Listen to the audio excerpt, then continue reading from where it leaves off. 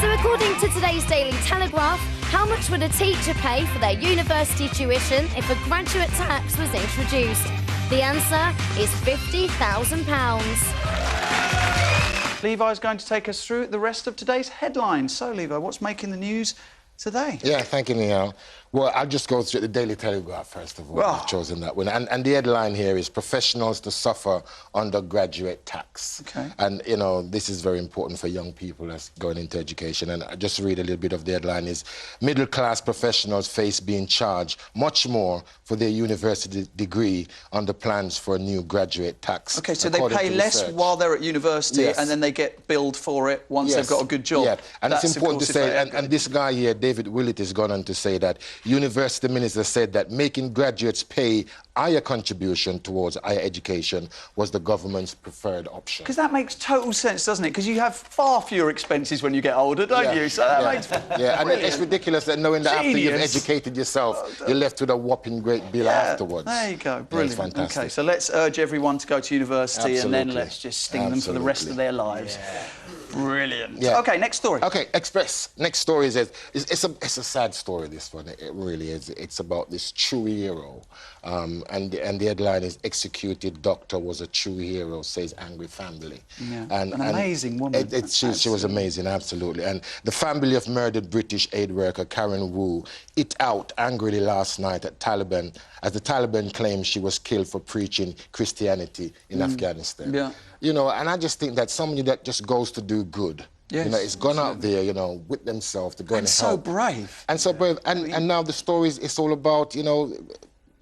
No armed escort goes into one of the remotest areas of Afghanistan. And it's about a religious belief. It's just absolutely ridiculous. And what's so sad about that is it's going to stop other aid agencies going there. Well, actually, I was on 5 Live this weekend talking about this and I was talking with Edwina Curry and the MP Stephen Pound, and they both said actually the opposite is these people are so brave and they're so committed that actually it won't, that people... And I was speaking to one of her friends who's still there in Afghanistan and you know, you think... The thing is, I think, with these people, they just don't think about it.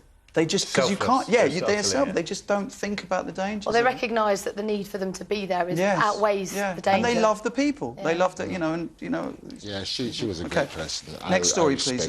And the next story, and this one is quite close to my heart here, it's The Sun, and the headline is Deep Pan fans. Right. You know, it's all about pizza now becoming the favourite food of the UK. No!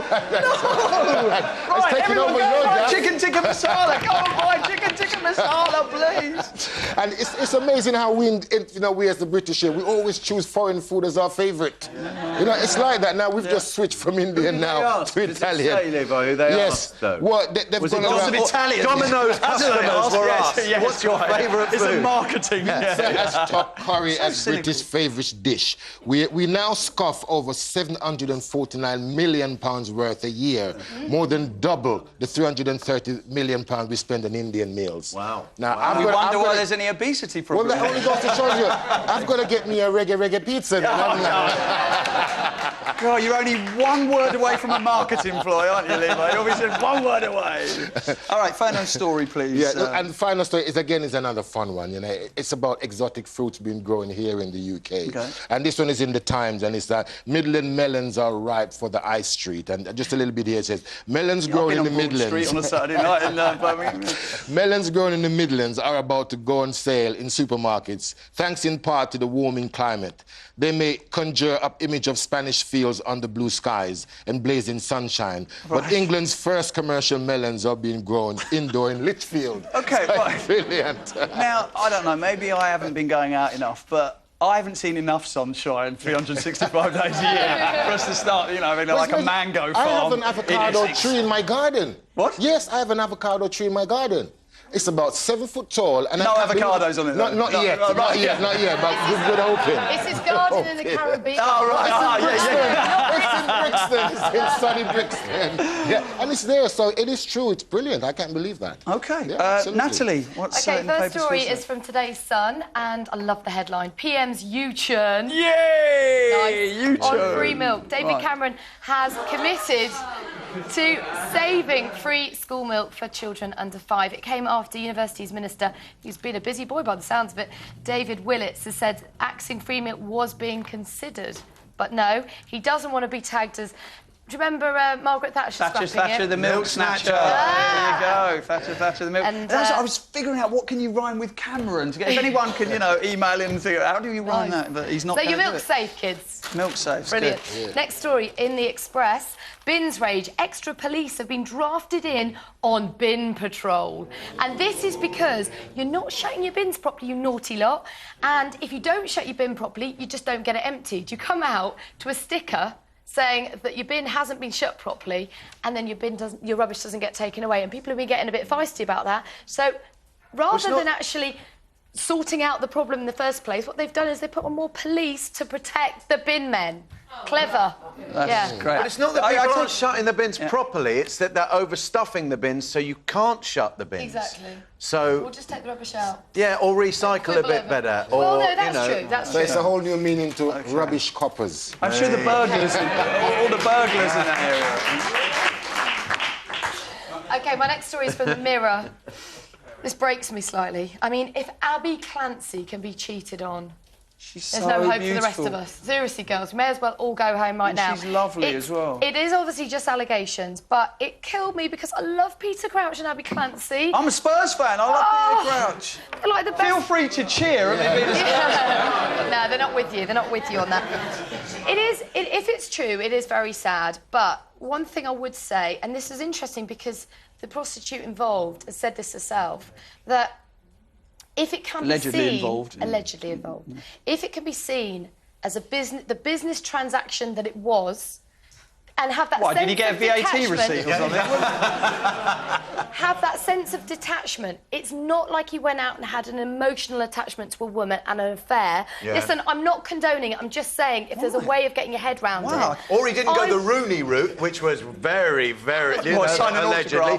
Yeah. All that kind of stuff. I just feel sad because she's so a very gorgeous. attractive lady as well, though, isn't she, eh? She's a honey. OK. Anyway, right. All right. OK, Steve, over to you. The first story I've got is in the Telegraph, and this is a story. The Bernardos are saying that vulnerable children are being forced to wait longer to basically go into a family that want to care for them.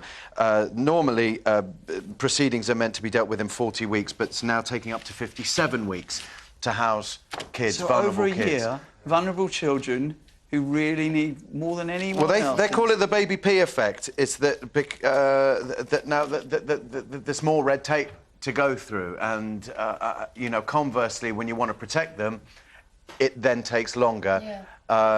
And they're very, very worried about the kind of longer-term effects that this has on vulnerable children. The second story is in the Mirror. This is an awful story. It's another natural disaster. This one in the northwest of Pakistan. Which has killed at least 1,500 people. And it's a fantastic, it's a very short kind of summary of what an aid worker, Rosemary Knight, is dealing with there. And, whenever this happens, it's desperate and... Isn't it is a territory the size of England that has been affected? Absolutely, the size of England, and that's just, it's just one province. And it's not just the immediate effect, it's the long-term effects that you get, as soon as people have lost their homes and their livelihoods and they're camping out on, central reservations of highways. And now, of course, they're going to have to deal with the kind of disease that will be rife in cholera, etc. I mean, I haven't seen any of it yet, but I mean, it's just, absolutely tragic. And then, we've got another one in a very poor area in China, and this is after Haiti. This is, it's just... So far, I believe the British people have donated £5 million. And other countries in Europe. So it's amazing that even in times of recession and hardship, The next story I've got is in the Daily Express. This is, it's on the one hand very, very sad because it's about the death of somebody, but it's a finalist has died in the World Sauna Championships, where people go and sit in a sauna hotter than magma, quite literally hotter than the sun, and they sit there, and this is a sport. Not only do people take part in this, but people watch them do it. That this is a spectator sport, and a Russian... I believe those people are called idiots. Idiots. I think that's the official term. And they sit up to 110 degrees centigrade, hotter than boiling water. They look like they're shivering. What is the point? I tell you, the bloke on the right looks like Rick Parfitt.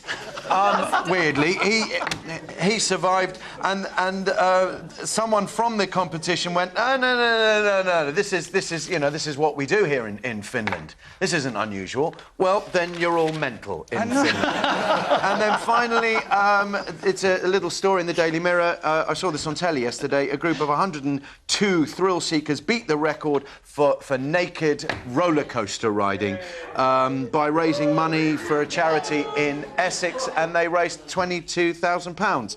And they're all naked, and they're all just riding a roller coaster. Right. OK, yeah, there's probably not much more you can say about that, is there? There's just 22 naked people on a roller coaster. Yeah. There you go.